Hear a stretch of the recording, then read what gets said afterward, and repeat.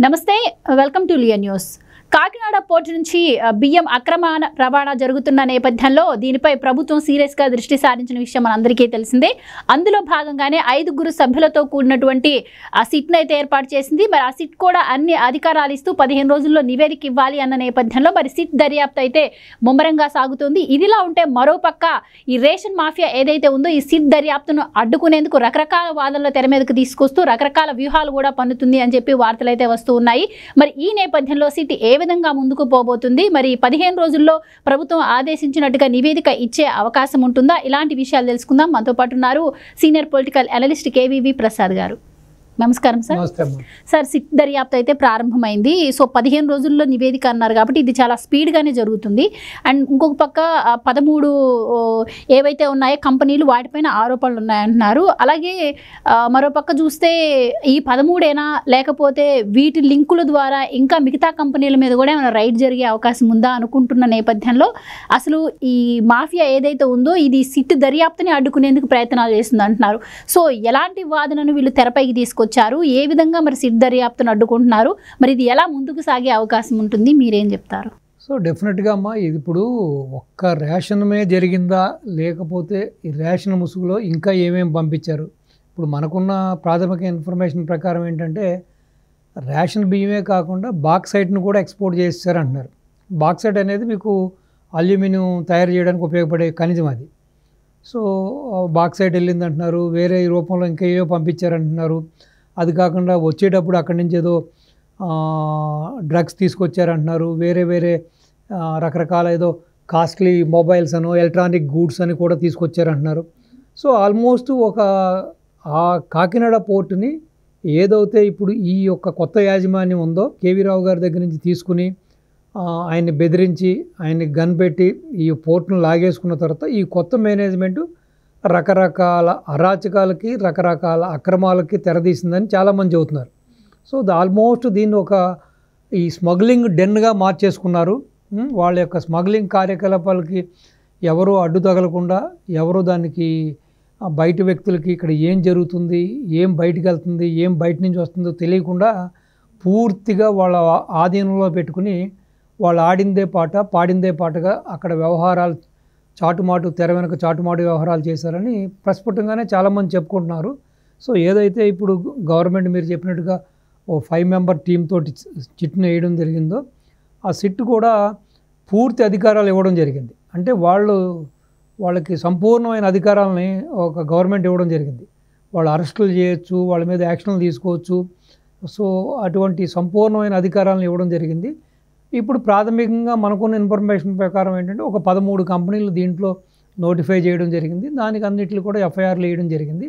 ఈ 13 కంపెనీలు కాకుండా వీటికి సంబంధించిన ఇంకా ఏమైనా తోక కంపెనీలు ఉన్నాయా, వీటికి సంబంధించి ఇంకా బినామీ కంపెనీలు ఉన్నాయా, ఇంక వీటికి సంబంధించిన సబ్సిడీ కంపెనీలు ఉన్నాయా? సో దీని ద్వారా ఇంకా వేరే వేరే రైస్ మిల్లర్స్ అనో లేకపోతే వేరే వేరే ట్రేడర్స్ అనో వేరే వేరే డీలర్స్ అనో ఇంకా ఎవరెవరు ఉన్నారనేది కూడా సమగ్రంగా నిగ్గు తేల్చవలసిన బాధ్యత ఈ సిట్ మీద ఉంది. సో చూద్దాం మరి ఇది ఇంకా దీంట్లో ఉన్న సూత్రధారులు పాత్రధారులు ఇంకెంతమంది బయటకు వస్తారు, ఇంకెంతమంది దీన్ని వెనకాల ఉన్నారన్నది ఈ యొక్క వీళ్ళ ఎంక్వైరీని బట్టి ఆధారపడి ఉంది. అండ్ ఇంకోటి సార్, దీని వెనుక ఎవరున్నారు ఏంటనే దీని వెనుక పెద్ద తలకాయలు ఉండే అవకాశం ఉంది అంటున్నారు. ఎందుకంటే స్వయంగా డిప్యూటీ సీఎంని అక్కడికి రానివ్వకుండా అడ్డుకున్నారు అని చెప్పి ఆయన స్వయంగా చెప్పిన నేపథ్యంలో అంటే దీని వెనుక పెద్ద మాఫియానే ఉంది, పెద్దవాళ్లే ఉన్నారు అని కూడా అంటున్నారు. ముందుగా ఏ విధంగా ఈ సిట్ దర్యాప్తును అడ్డుకునేందుకు కుట్ర పన్నుతుంది అంటారు? అంటే ఎలాంటి వాదనను తెర మీదకి తీసుకొస్తుంది అంటారు మీరు? ఒకటి అమ్మా, ఇప్పుడు పోర్టు మేనేజ్మెంటు ఎవరైతే ఇప్పుడు చేతులు మారిన తర్వాత ఈ పోర్టు మేనేజ్మెంట్ ఎవరైతే ఉన్నారో వాళ్ళు, అలాగే రాష్ట్రానికి సంబంధించిన అధినాయకుడికి సంబంధించిన మనుషులు, అలాగే రేషన్ మాఫియా ఎవరైతే ఉన్నారో వీళ్ళందరూ కూడా చేతులు కలపబట్టే ఇంత పెద్ద ఎత్తున ఇన్ని అన్యాయాలు అక్రమాలు, ఇంత దుర్మార్గం, ఇంత పెద్ద ఎత్తున ఈ స్మగ్లింగ్ వ్యవహారం సాగించగలిగారు. అంటే ఇందులో మనం అనుకున్నట్టుగా ఎవరి యొక్క సహకారం లేకపోయినా కూడా ఇంత పెద్ద ఎత్తున ఒక పోర్టుని వాళ్ళు తమ ఇష్టానుసారం వాడుకోవడం అనేది కుదరదు. సో అంటే దీంట్లో మీరు చెప్పినట్టుగా పైనుంచి కింద వరకు అందరూ ఇన్వాల్వ్మెంట్ ఉన్నారు. సో అదేవిధంగా ఒక పెద్ద తలకాయ యొక్క ఇన్వాల్వ్మెంట్ ఉంది కాబట్టి, ఎందుకంటే చాలా ఈజీగా వేల కోట్ల రూపాయలు కొల్లగొట్టే యొక్క ప్రక్రియ కాబట్టి ఇది. సో ఈజీగా మనీ ఇప్పుడు రేషన్ బియ్యానికి దగ్గర దగ్గర 42 రూపాయలు 50 పైసలు ఖర్చు పెడుతుందమ్మా గవర్నమెంట్. అటువంటి బియ్యాన్ని ఎంతకి ఇస్తుంది? రూపాయికో 2 రూపాయలకి ఇస్తుంది. సో దాన్ని వీళ్ళు బయట 10 రూపాయలకు కొని అదే బియ్యాన్ని మళ్ళీ సో దగ్గర దగ్గర ఇతర దేశాలకి 60 రూపాయలకో 70 రూపాయలకో లేకపోతే ఎంతో కొంత సో ఇంత పెద్ద ఎత్తున అమ్ముతున్నారంటే దాని మరి వెనకాల మరి ఎంత లాభం ఉందో చూడండి మీరు. ఇప్పుడు ఒక వస్తువుని 10 రూపాయలకు కొని 40 రూపాయలు 50 రూపాయలు అమ్మడం అంటే ఇది ఈజీ కాదు కదా. సో విపరీతమైన ప్రాఫిట్స్ ఉన్నాయి కాబట్టి డెఫినెట్గా ప్రతి ఒక్కళ్ళు దీంట్లో ఇన్వాల్వ్ అయ్యారు.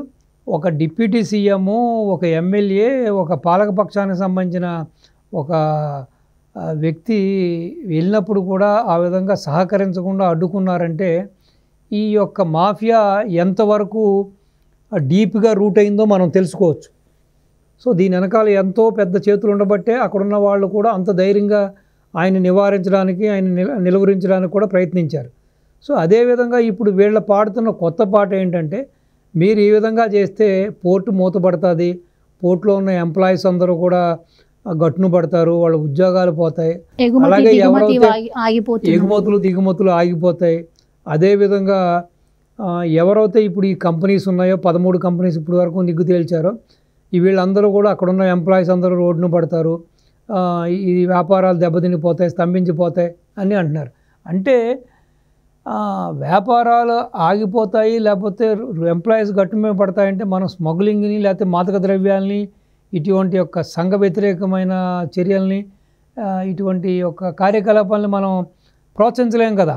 ఇప్పుడు రేపొద్దున ఈ ముసుగులో ఎంప్లాయీస్ గట్టును పడతారు లేకపోతే ఎంప్లాయీస్ పొట్టను కొట్టిన వాళ్ళు అవుతారు, ఎంప్లాయ్మెంట్ పోద్ది అని మాట్లాడుతున్న వీళ్ళు రేపొద్దున ఈ విధంగానే వదిలేస్తే రేపొద్దున ఇతర దేశాల నుంచో లేకపోతే పాకిస్తాన్ నుంచో చైనా నుంచో కొంతమంది తీవ్రవాదులు, ఉగ్రవాదులు, ఆటంకవాదులు వస్తే సరే వాళ్ళని కూడా ఈజీగా మరి లోపలికి రావడానికి చేయడానికి ప్రయత్నిస్తారు కదా. అదేవిధంగా మాదక ద్రవ్యాలు తీసుకొస్తారు, రేపొద్దున ఆమినేషన్స్, గన్స్ వస్తాయి, బాంబులు వస్తాయి, వెపన్స్ వస్తాయి. మరి అంటే ఏదో విధంగా ఈ యొక్క ఎంక్వైరీని ఆపడం కోసం, నివారించడం కోసం వాళ్ళు చేస్తున్న కుటిల ప్రయత్నం. అంటే ఆంధ్రప్రదేశ్లో ఎన్నో పోర్టులు ఉండగా ఒక్క కాకినాడ పోర్టు ద్వారానే ఇంత వేల కోట్ల అక్రమ రేషన్ జరగడానికి గల కారణం ఏంటంటారు? అండ్ ఇంకొకటి మీరన్నట్టు ఉపాధి పోతుంది, కార్మికులు రోడ్డును పడతారు, ఇవే కాకుండా ఇంకొక కొత్త రకంగా కూడా పావులు గదుపుతున్నట్టు తెలుస్తుంది. ఈ ఎగుమతి సంస్థలు అలాగే ఇతర సంస్థలు ఏవైతే ఉంటాయో వాళ్ళ ద్వారా కూడా ఒత్తిడి తెప్పించే విధంగా ప్రయత్నాలు జరుగుతున్నాయి ఒక పెద్ద తలకాయల ద్వారా అని అన్నారు. సో ఇలాంటి ఒత్తిడిలు ఏమన్నా వస్తే ఈ సిట్ దర్యాప్తు ఏమన్నా ఆగిపోయే అవకాశం ఉంటుందంటారా? అలాగే ఈ కాకినాడ పోర్టునే అడ్డాగా చేసుకోవడానికి గల కారణం ఏంటంటారు? ఇప్పుడు ఒకటమ్మా, ఇంత పెద్దన అన్యాయం జరిగింది, ఇంత పెద్దన స్కామ్ జరిగిందని చెప్పినప్పుడు ఎంత పెద్ద తలకాయలు దీంట్లో ఇన్వాల్వ్ అయినా, ఎంతమంది ఎక్స్పోర్టర్స్ ఇంపోర్టర్స్ ఇన్వాల్వ్ అయినా కూడా గవర్నమెంటు చిత్తశుద్ధితో దీని మీద ఏదైతే ఒక టీంని అయితే వేశారు, ఒక దర్యాప్తు సంస్థను అయితే నియమించారు. దీన్ని పూర్తిగా నిగ్గు తేల్చేసి సపోజ్ 15 రోజులు టైం ఇచ్చారనుకుందాం, మనం 15 రోజులు నెల రోజులు అనుకుందాం. దీంట్లో ఉన్న ఈ యొక్క ఆరోపణల్ని నివృత్తి చేసుకుని దీంట్లో ఉన్న నిజానిజాలను బయటకు తీసి ఆ తర్వాత ఎలాగో మళ్ళీ పోర్టు కార్యకలాపాలు మొదలవుతాయి కదా. ఒక నెల రోజులు ఆగినంత మాత్రాన అక్కడేమీ పెద్దగా ఒరిగేది జరిగేది ఏమీ లేదు కదా. సో కానీ ఇదే విధంగా ఉపేక్షిస్తే మాత్రం రేపొద్దున రాష్ట్ర భవిష్యత్తుకి, రాష్ట్ర భద్రతకి, దేశ భద్రతకు కూడా ముప్పే కదా. ఇప్పుడు ఆ పోర్టు కంప్లీట్గా వీళ్ళు ఇంత విచ్చలవిడితనంగా పోర్టుని ఇలా వాడుకుంటున్నారంటే రేపొద్దున ఇదే కాసులకి, ఇదే డబ్బులకి ఆశపడి రేపొద్దున మరి పరాదేశం నుంచి ఎవరైనా ఈ తీవ్రవాదులు, ఉగ్రవాదులు, ఆటంకవాదులు వస్తుంటే సో వాళ్ళని కూడా ఇదే విధంగా వాళ్ళు ఏదైనా ఈ డబ్బు దశకం ఆచి చూపిస్తే వాళ్ళ లోపలికి తీసుకొచ్చి వదిలిపెడితే అప్పుడు రాష్ట్రం ఏమవుతుంది, దేశం ఏమవుతుంది? సో కాబట్టి ప్రభుత్వం కూడా మీరు చెప్పినట్టుగా ఎన్ని అవరోధాలు వచ్చినా, ఎంతమంది ప్రెజర్ చేసినా, ఎంతమంది దీని గురించి లాబింగ్ చేసినా కూడా ప్రభుత్వం ఎక్కడ కూడా వాళ్ళ యొక్క ప్రలోభాలకో లేకపోతే వాళ్ళ యొక్క ప్రెజర్స్కో తల ఒగ్గకుండా దీన్ని నివృత్తి చేసి రాష్ట్ర ప్రజల దగ్గర వాళ్ళ నీతి, నిజాయితీ, వాళ్ళ నిబద్ధత ఏదైతే ప్రజలు ఎన్నో ఆశలు పెట్టుకున్నారు ఈ ఉమ్మడి ప్రభుత్వం మీద, ఈ కూటమి ప్రభుత్వం మీద, ఆ యొక్క ప్రయత్నాల్ని, వాళ్ళ నమ్మకాల్ని ఒమ్ము కాకుండా చేయవలసిన గురుతర బాధ్యత అయితే ఈ ప్రభుత్వం మీద ఉంది. అదేవిధంగా ఫ్యూచర్లో ఇటువంటి అరాచకాలు, ఇటువంటి అసాంఘిక చర్యలు జరగకుండా ఉండాలంటే కూడా దాన్ని కఠినంగా శిక్షించి దాని వెనకాల ఉన్న ఎవరైతే సూత్రధారులు పాత్రధారులు వాళ్ళందరినీ కూడా జైలుకు పంపించి యాక్షన్ తీసుకుని ఏదైతే ఈ యొక్క ప్రభుత్వ సొమ్ము దుర్వినియోగం అయిందో, ఏదైతే ఈ యొక్క ఈ డిస్ట్రిబ్యూషన్ ఆఫ్ ఈ యొక్క రైస్ ఏదైతే కొన్ని వేల కోట్ల రూపాయలు దుర్వినియోగం అయిందో అదంతా కూడా ఖజానాకి జమ వేయాల్సిన గురుతర బాధ్యత అయితే ఈ యొక్క ఉమ్మడి ప్రభుత్వం మీద ఉంది. కాబట్టి ఆ దిశగా ప్రభుత్వం చర్యలు తీసుకోవాలి, మరింత కఠినంగా వ్యవహరించాలి, వీళ్ళందరినీ కూడా శిక్షించాలి. శిక్షించిన రోజునే రేపొద్దున ఎవరు కూడా ఇటువంటి పనులు చేయడానికి సాహసించరు.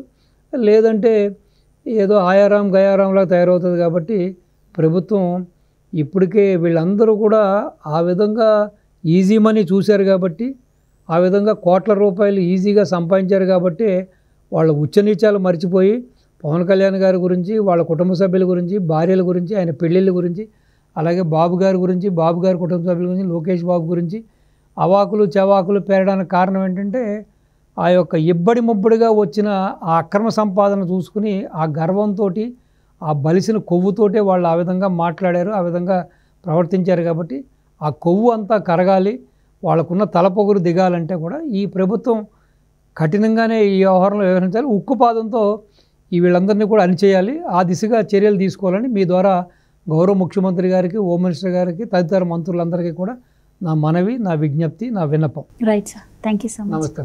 Please subscribe to Leo news for more videos.